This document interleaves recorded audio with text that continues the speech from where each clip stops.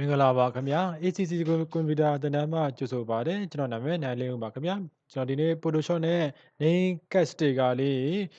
ပြုလုပ်တဲ့သင်ခန်းစာလေးကိုမျှဝေပေးသွားခြင်းပါတယ်ခင်ဗျာကျွန်တော်တို့အပြင်မှာဆိုလို့ရှိရင်ကျောင်းစာအုပ်တွေမှာကတ်တာမျိုးတွေကိုယ့်ရဲ့ရုံးဝစင်းစရာစာအုပ်တွေမှာကတ်တဲ့ပုံစံမျိုးလေးပါโอเคအဲ့တော့ကျွန်တော် Photoshop software လေးကိုဖွင့်လိုက်ပါမယ်ခင်ဗျာโอเค Photoshop software လေးပွင့်သွားရဆိုလို့ရှိရင်ကိုလှုပ်ရှင်တဲ့ကိုပေါ်နော် site ကိုရွေးပေးရပါအဲ့တော့ကျွန်တော်လုံးမှာတော့ site ကတော့23ပါအဲ့တော့23ဆိုတဲ့ဖြစ်တဲ့အတွက်ဒီမှာစာမျက်နှာ site တစ်ခေါ်ခြင်းတယ်ဆိုလို့ရှိရင်တော့ file ထဲကိုသွားပါ file ထဲမှာပြီးသွားလို့ရှိရင် new ကိုနှိပ်ပါနော် file new okay sorry control ရဲ့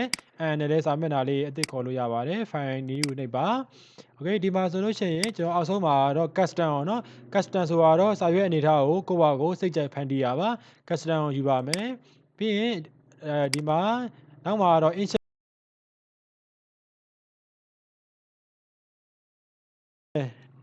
လက်မှယူမှာပါเนาะအဲ့တော့အကျယ်ကတော့3လက်မှပါအမြင့်ကတော့2လက်မှပါเนาะโอเคယူပြီးသွားရဆိုလို့ရှိရင်အောက်မှာ resolution က300ပါအောက်မှာအပြင်ကိုကျွန်တော် print ထုတ်မှာဖြစ်တဲ့အတွက် CMYK color mode ကိုထားပါမယ်เนาะဟိုဓာတ်ပုံတွေပါရဆိုလို့ရှိရင်တော့ RGB ပါတခြား print B9 တို့ဘာတို့ print ထုတ်တဲ့အပိုင်းတွေဆိုလို့ရှိရင်တော့ CMYK color ကိုထားပေးရပါတယ်ခင်ဗျာโอเคပြီးသွားရဆိုလို့ရှိရင်တော့ okay ဆိုတာလေးကိုနှိပ်ပေးလိုက်ပါခင်ဗျာโอเคဒါဆိုလို့ရှိရင်တော့စာရွက်လေးကတွေ့ရခေါ်လို့ပြီးသွားပါပြီစာရွက်လေးခေါ်ပြီးသွားရဆိုလို့ရှိရင်တော့ဒီစာရွက်လေးမှာကိုရေးချင်တဲ့နာမည်လေးအလွယ်တကူရေးလို့ရပါတယ်အဲ့တော့ရေးချင်တယ်ဆိုလို့ရှိရင်တော့တူးပေါင်းထဲကနေပြီးတော့တက်ကီတီလေးကိုတစ်ချက်နှိပ်ပေးလိုက်ပါမယ်ခင်ဗျာ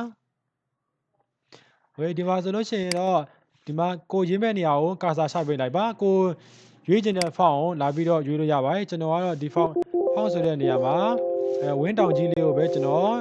ရေးပေးလိုက်ပါမယ်ခင်ဗျာဝင်းတောင်ကြီးပါโอเคပြီးရင် font လေးရွေးပြီးသွားပြီဆိုလို့ရှိရင်တော့အနာခောက်ပေးလိုက်ပါသူ့ရဲ့ font size လေးရဲ့အသေးကြီးကိုဒီမှာလာပြီးတော့ချိန်လို့ရပါတယ်เนาะโอเคဒီမှာကျွန်တော်ရေးမယ်เนาะအဲ့တော့အခုဆိုလို့ရှိရင်စလုံးကြီးကအပြရောင်ကြီးပါစလုံးကြီးကိုကိုကနေပြီးတော့အနက်ရောင်ထားခြင်းသေးရဆိုလို့ရှိရင်အနက်ရောင်ဒီအပေါ်မှာရှိတဲ့ color box ကိုတစ်ချက်နှိပ်ပေးလိုက်ပါအကြောင်းမှာအနက်ရောင်ကိုရွေးပေးလိုက်ပါเนาะတကယ်လို့ကိုကစလုံးရင်းနေတန်းလန်းနဲ့စလုံးတွေကဘိုးပေါ်เนาะအကြောင်းတွေပါဘိုးတွေပါတင်ထားရှိရဆိုလို့ရှိရင်တော့စလုံးတွေကကြီးနေတတ်ပါတယ်เนาะအဲ့တော့ရောင်တွေပါကိုကဘိုးတွေပါတင်ထားရှိခဲ့သည်ရှိတော့ဒီ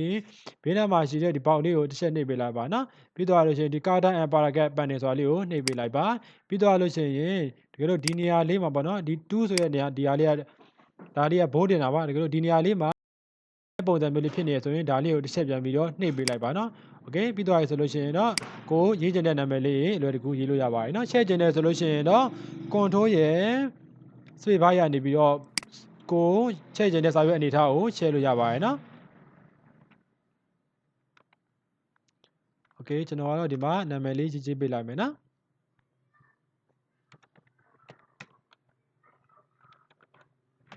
โอเคပြီးတော့လို့ရှိရင်အောက်တစ်ကြောင်းဆင်းကျင်လို့ရှိရင်အနာခောက်ပေးလိုက်ပါနော်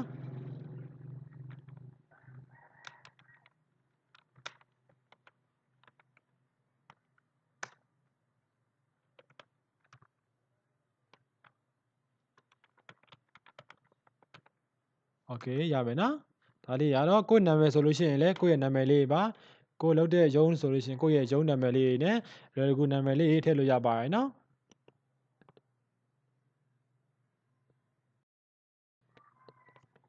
ဝေးပြီးရင်အနာခောက်ပေးလိုက်ပါဒီစာလေးရတကယ်လို့ပေါ့နော်စာလေးရမညီသေးဘူးဆိုလို့ရှိရင်စာလေးကိုကွန်ဒိုရင်းနဲ့ဆက်လက်မှတ်လိုက်ပါဆက်လက်မှတ်ပြီးသွားပြီဆိုလို့ရှိရင်ပေါ်မှာရှိတဲ့ဆန္ဒဆိုတာလေးကိုတစ်ချက်နှိပ်ပေးလိုက်ပါခင်ဗျာဒါဆိုလို့ရှိရင်တော့စာလေးရညီသွားပါလိမ့်မယ်နော်โอเคစာလေးညီသွားပြီဆိုလို့ရှိရင်အနာခောက်ပေးလိုက်ပါနော်အနာခောက်ပေးလိုက်ပါသို့မဟုတ်အမှန်ချင်းလေးကိုနှိပ်ပေးလိုက်မယ်ဆိုလို့ရှိရင်လည်းရပါတယ်နော်ပြီးလို့ရှိရင်ဒီပေါ်မှာရှိတဲ့မှုတူးလေးကိုယူပြီးတော့ကိုလိုချင်တဲ့နေရာကိုရွှေ့လို့ရပါတယ်သေးနေရဆိုလို့ရှိရင်လည်းစာသားလေးသေးနေရဆိုလို့ရှိရင်ဒီ edit ကိုသွားပါ free transform ကိုနှိပ်ပါ control ရဲ့ T ရဲ့နဲ့လည်းနှိပ်လို့ရပါတယ်ညီချင်တယ်ဆိုလို့ရှိရင် shift key လေးရဲ့ order key လေးရဲ့နှိပ်ထားပြီးတော့အသေးကြီးလေးကိုကြိုက်တဲ့တော်တော်လေးပြောင်းလဲလို့ရပါတယ်ခင်ဗျာโอเคခုဆိုလို့ရှိရင်တော့ဒီဘောင်လေးကိုပေါ့နော်ဒီနောက်ခံလေးကိုကျွန်တော်ဘောင်လေးကိုကုတ်ချင်တယ်ဘောင်လေးကိုကုတ်ချင်တယ်ဆိုလို့ရှိရင်လည်းဘောင်လေးအလွယ်တကူဘောင်လေးကိုကုတ်လို့ရပါတယ်အဲ့တော့ဘောင်ကုတ်ချင်တာဖြစ်တဲ့အတွက်ဒီနောက်ခံ background ကြီးကိုကျွန်တော်တို့ကနေပြီးတော့ တော့ပုံစံဖြစ်နေတဲ့အတွက်ဆိုလို့ရှိရင်သူ့ကိုဘောင်လေးသူ့ကို stroke ထည့်လို့မရပါဘူးအဲ့တော့သူ့ဘော်လေးကိုနှစ်ချက်ဆက်တိုက်နှိပ်ပေးလိုက်ပါခင်ဗျာပြီးရင် okay လေးကိုနှိပ်ပေးလိုက်ပါဒါဆိုလို့ရှိရင်သူက layer လေးအနေနဲ့ပြောင်းသွားပါပြီအဲ့တော့သူ့ကိုဘောင်ခတ်ချင်တာဖြစ်တဲ့အတွက်ဒီမှာအောက်ဆုံးမှာရှိတဲ့ f8 ဆိုတာလေးကိုတစ်ချက်နှိပ်ပေးလိုက်ပါပြီးလို့ရှိရင်ဒီ stroke ဆိုတာလေးကိုနှိပ်ပေးလိုက်ပါခင်ဗျာ okay stroke ကိုရောက်သွားပြီဆိုလို့ရှိရင်ကျွန်တော်တို့ကဘောင်ကိုအတွင်းထဲမှာခတ်မှာဖြစ်တဲ့အတွက်ဒီ position မှာ inside ဆိုတာလေးကိုရွေးထားဖို့လိုအပ်ပါတယ်သူ့ရဲ့ site ကိုတော့ပေါ့နော်သူ့ရဲ့ site ကိုတော့ကျွန်တော်ဒါလေးကိုရှက်လိုက်မယ်နော်သူ့ရဲ့ site ကိုတော့ကျွန်တော်နံပါတ်4လောက်ကိုပဲထားပေးလိုက်မယ်နော်နံပါတ်4လောက်ထားမယ်ပြီးရင် position မှာအတွင်းထဲကို inside ဆိုတာလေးကိုထားပေးပါမယ်နော်ပြီးသွားပြီဆိုလို့ရှိရင်တော့ okay နဲ့လည်းရပါတယ်အန်နာခေါက်လည်းရပါတယ်နော်ဒါဆိုလို့ရှိရင်သူ့ကိုဘောင်လေး stroke ခက်လို့ပြီးသွားပါပြီเนาะအခုလောလောဆယ်တော့ဘောင်လေးကနောက်ခံဘက်ကောင်းကြီးကကျွန်တော်အနဲ့ရောင်ဆိုတော့သူ့ကိုဘောင်လေးကဟိုပျောက်နေပါလိမ့်မယ်เนาะသူ့ကိုတခြားနေရာလို့တဲကိုခေါ်လိုက်မယ်ဆိုလို့ရှိရင်တော့ဘောင်လေးကိုတွေ့ရပါလိမ့်မယ်เนาะအဲ့ဒါကျွန်တော်ကနေပြီးတော့ဒီမှာသူ့ကိုအပြင်တောင်လေးမှာဟိုအကုတ်လေးပေါ့เนาะပန်းကုတ်ပုံစံမျိုးလေးကုတ်ရှင်တယ်ဆိုလို့ရှိရင်ပန်းကုတ်လေးနဲ့အလွယ်တကူပန်းကုတ်လေးကုတ်လို့ရပါတယ်အဲ့တော့ကုတ်ရှင်တယ်ဆိုလို့ရှိရင်တော့ကျွန်တော်ကကာတာမတ်လေးကိုဖွင့်ထားဖို့လောက်ပါနော်ကာတာမတ်ဆိုတာလေးကိုနှိပ်ပေးလိုက်ပါဒီမှာပေါ့နော်ဘောင်တွေကတော့အများကြီးရှိပါတယ်ကိုခိုက်ရှင်တဲ့ဘောင်တွေလာပြီးတော့ရွေးလို့ရပါတယ်နော်โอเคကျွန်တော်ကတော့ဒီထက်ကဘောင်လေးတစ်ခုကိုယူပေးလိုက်မယ်နော်ဘာလေးယူရင်ကောင်းလဲโอเคဒါလေးယူကောင်းလားအဲ့တော့ဗာလေးယူဒီမှာဟိုကိုကြိုက်နေတက်တဲ့ဘောင်လေးယူလို့ရပါဒါလေးကြိုက်ရင်ဒါလေးကိုတစ်ချက်နှိပ်ပြီးတော့ဒီပြီးရင် select ဆိုတာလေးကိုနှိပ်လိုက်ပါပြီးရင် copy ကိုနှိပ်ပေးလိုက်ပါနော်အတွင်းထဲမှာကိုချမဲ့နေရာကိုကာစာတီလေးကိုယူပြီးတော့ကာစာတစ်ချက်နှိပ်ပေးလိုက်ပါနှိပ်ပေးလိုက်ပါပြီးရင် control ရဲ့ V ကိုတွဲပြီးတော့နှိပ်ပေးလိုက်ပါခင်ဗျာခုဆိုလို့ရှိရင်ဒီမှာကျွန်တော်တို့ကနေပြီးတော့သူကဝင်းတောင်ကြီးယူထားတယ်အဲ့တော့ပန်းကုတ်လေးကိုယူလိုက်ပြင်မဲ့လေဒီပုံစံမျိုးပေါ်နေတတ်ပါတယ်အဲ့တော့သူ့ရဲ့ font လေးကကျွန်တော်တို့က U4 ရွှေသွေး15ဆိုတဲ့15ဆိုတာဖြစ်တဲ့အတွက် Photoshop မှာလည်းဒီနားလေးမှာကျွန်တော်တို့ကသူ့ကို select လေးပေးထားပြီးတော့ပေါ်မှာ U4 ရွှေသွေး15ဆိုတာလေးကိုထားပေးဖို့လိုပါတယ်ခင်ဗျာအဲ့တော့ U4 ရွှေသွေးကကျွန်တော်တို့က15ပါအဲ့တော့သူ့ကို15ဆိုတာလေးကိုအပေါ်မှာရှိပါတယ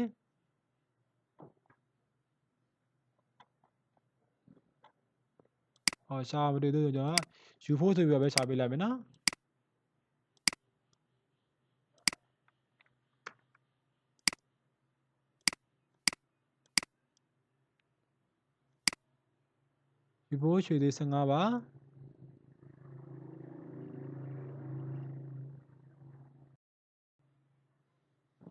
အောက်လေးမှာရှိရနော်အောက်လေးမှာကိုပြောင်းကျင်တဲ့ font size လေးကိုလာပြီးတော့ပြောင်းပေးရပါတယ်ဒီမှာတွေ့တယ်ယူဘိုးရွှေသေးဒီမှာ15ပါအဲ့တော့15ဆိုတာလေးကိုနှိပ်ပြတဲ့ဒီဘက်နဲ့အောက်ကသူက font size လေးက font လေးကပုံလေးကပြောင်းသွားပါလိမ့်မယ်နော်သူ့ကိုကြည့်ချင်တယ်ဆိုလို့ရှိရင်ခိုင်းလိုပါပဲ control ရဲ့ T ရဲ့နှိပ်လေးရပါတယ်အဲ့ဒီထက်ကနေပြီးတော့ transform ကိုနှိပ်လေးရပါတယ်သူ့ကိုကြည့်ပေးလိုက်ပါနော်ကိုလိုချင်တဲ့အနေထားကြောင့်ကြည့်ပေးလိုက်ပါโอเคကြိုက်ပြီဆိုလို့ရှိရင်တော့ရပါပြီတောင်လေးကိုဆွဲပြီးရန်လေးဆွဲပေးလိုက်ပါနော်ကတ်ပေးလိုက်ပါဟိုတခြားအသေးစိတ်ပိုင်းလေးကို keyboard ကနေပြီးတော့ arrow key လေးနဲ့ရွှေ့လို့ရပါတယ်နော်သူ့ကိုပွားကျင်တယ်ဆိုလို့ရှိရင် control ရဲ့ order ရဲ့ဖိထားပြီးတော့အလွယ်တကူပွားလို့ရပါတယ်လှည့်ကျင်တယ်ဆိုလို့ရှိရင် control ရဲ့ T ရဲ့နှိပ်ပေးလိုက်ပါဒီဘက်ကိုလှည့်ကျင်တာဖြစ်ရတဲ့သူ့ပေါ်မှာ right click ကိုနှိပ်ပြီးတော့ fit horizontal ဆိုတာလေးကိုတစ်ချက်နှိပ်ပေးလိုက်ပါဒါဆိုလို့ရှိရင်တော့ပြောင်းသွားပါပြီနော်ပြီးရင်သူ့ကိုအမှန်ကျလေးနှိပ်ပေးလိုက်ပါတောင်းလေးကိုကတ်ပေးလိုက်ပါနော်โอเคရမယ်နော်ပွားကျင်တယ်ဆိုလို့ရှိရင် order နှိပ်ပြီးတော့ပွားလို့ရပါတယ် control ရဲ့ T ရဲ့နဲ့သူ့ကို transform ပေးလိုက်ပါသူ့ပေါ်မှာ right click ကိုနှိပ်ပြီးတော့အပေါ်ဒီဘက်ကိုလှည့်ကျင်တာဖြစ်ရတဲ့အတွက် fix vertical ဆိုတာလေးကိုထားပေးလိုက်ပါပြီးရင်အမှန်ကျလေးကိုနှိပ်ပေးလိုက်ပါခင်ဗျာဒါဆိုလို့ရှိရင်တော့အလွယ်တကူသူ့ကိုတောင်းလေးကိုကတ်ပေးလိုက်ပြီးရင်ပွားကျင်တဲ့ order နဲ့ဖိပြီးတော့ပွားပါဒီဘက်ကိုလည်းလှည့်ကျင်တာဖြစ်တဲ့အတွက် control ရဲ့ T ရဲ့နှိပ်ပါပြီးရင်သူ့မှာ right click ညာ click ကိုနှိပ်ပြီးတော့ fit horizontal ဆိုတာလေးကိုပြန်ပြီးတော့ပြောင်းပေးလိုက်ပါเนาะပြီးရင်အမှန်ကျလေးကိုနှိပ်ပေးလိုက်ပါဒါလေးကိုတောင်းလေးမှာကတ်ပေးလိုက်ပါခင်ဗျာโอเคအခုဆိုလို့ရှိရင်ပုံလေးကိုတော့သူ့ကိုဘောင်လေးတော့ခုတ်လို့ပြီးသွားပြီပေါ့နော်โอเคဒါဆိုလို့ရှိရင်တော့အခုလိုပုံစံမျိုးကျသွားပြီဆိုလို့ရှိရင်လည်းဒါအပြင်မှာထုတ်ပြီးတော့ကျွန်တော်စာအုပ်လေးမှာနင်းကတ်လေးနဲ့ကတ်လို့ရပါတယ်သို့မဟုတ်ကိုကတခြားအတွင်းထဲမှာပန့်ကက်ပုံစံမျိုးလေးထည့်ကျင်တယ်ဆိုလို့ရှိရင်လည်းပန့်ကက်လေးထည့်ပြီးတော့ထည့်လို့ရပါသေးတယ်เนาะအဲ့တော့ကျွန်တော်ပန့်ကက်လေးထည့်လိုက်အောင်မယ်เนาะပန့်ကက်လေးထည့်ဖို့အတွက်ဆိုလို့ရှိရင်ကျွန်တော် PSD file ထဲမှာရှိပါတယ်โอ เคဒီထဲမှာရှိတဲ့ကျွန်တော်ပန့်ကက်လေးထည့်ပေးလိုက်မယ်နော်ပန့်ကက်ပုံစံမျိုးလေးပါအလှလေးတွေပါ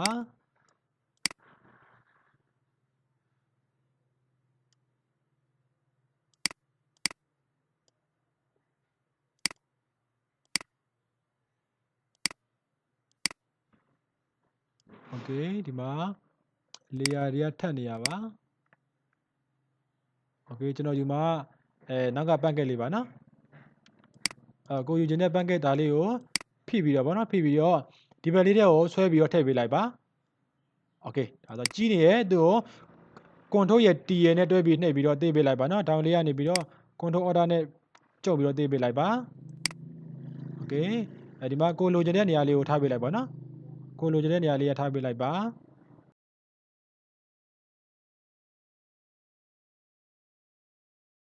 ပါရနော်โอเคခုဆိုလို့ရှိရင်သူကအပုံလေးကစာလေးရှေ့မှာရောက်နေပါအဲ့တော့ဒီ layer လေးကိုအောက်ကိုဆွဲချပေးလိုက်ပါနော်โอเคဒါဆိုလို့ရှိရင်တော့ပုံလေးရစာလေးအောက်ကိုကျသွားပါလိမ့်မယ်နော်โอเคပုံလေးရပေါ့နော်သူကအရန်ထင်းနေရဆိုလို့ရှိရင်သူ့ရဲ့ဒီပုံလေးရပေါ့နော်သူ့ရဲ့သူ့ရဲ့ဒီမှာ option ကိုချော့ပေးလိုက်ပါနော်โอเคဒါဆိုရင်သူ့ကိုပုံလေးကိုဒီမှာချော့ပေးလိုက်မယ်နော်ဒါဆိုတားရတော့မထင်တော့ပါဘူးโอเคဒါလားဆိုရင်အဆင်ပြေပါရဲ့နော်ပွားကျင်နေဆိုရင် order key ကိုဖိပြီးတော့ပွားလိုက်ပါလှည့်ကျင်နေဆိုလို့ရှိရင်တော့ control ရဲ့ T ရဲ့လှည့်ပြီးတော့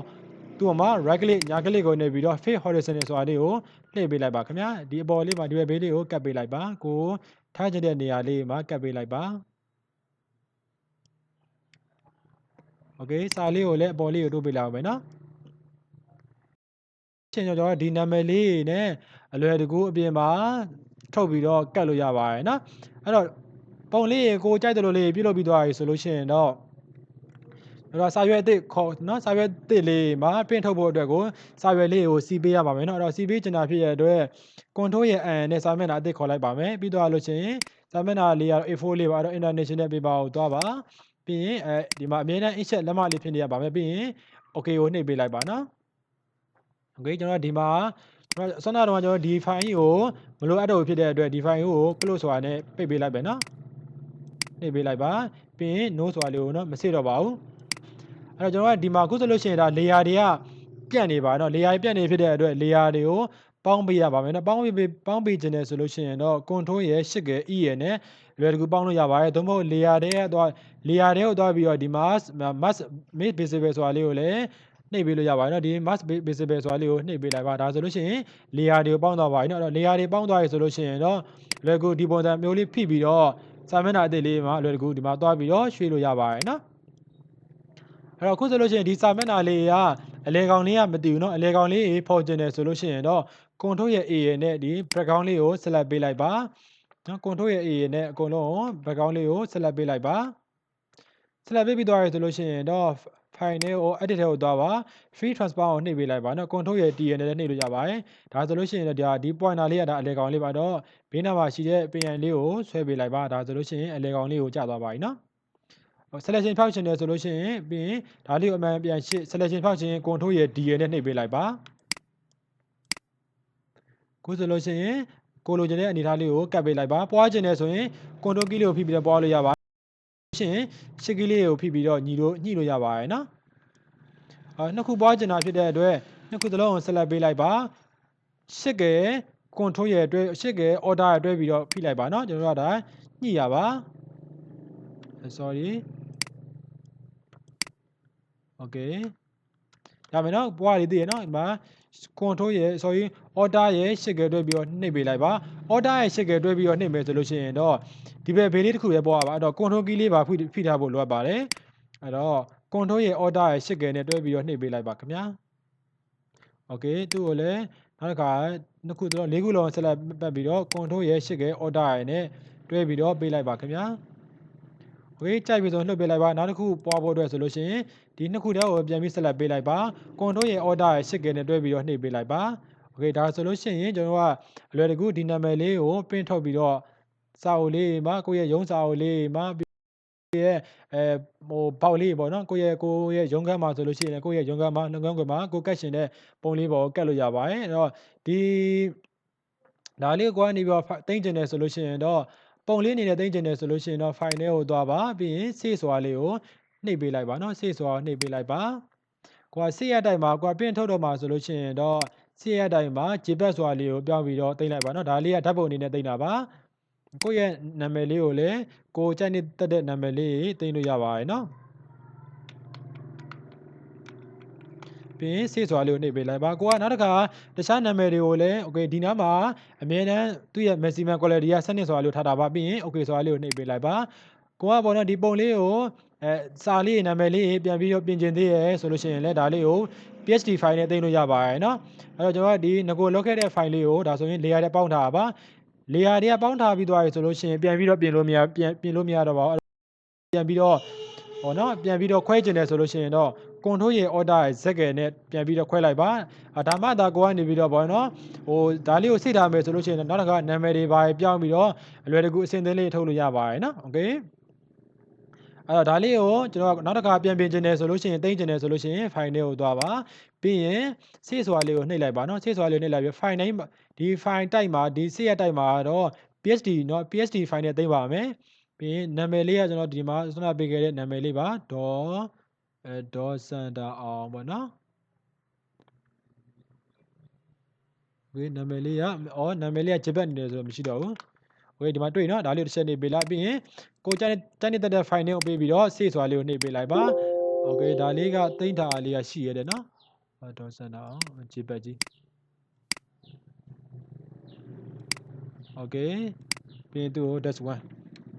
โอเคဒါဆိုလို့ရှိရင်ကိုကသိမ့်ပြီးသွားပါပြီနောက်ကပြန်ပြီးတော့ပြန်ပြင်ခြင်းနဲ့ပြန်လို့ရှင်နေဆိုလို့ရှိရင်လည်းအလွယ်တကူနာမည်စာလေးပြောင်းပြီးတော့ပြုလုပ်လို့ရပါတယ်เนาะโอเคဒါဆိုလို့ရှိရင်ကျွန်တော်ဒီ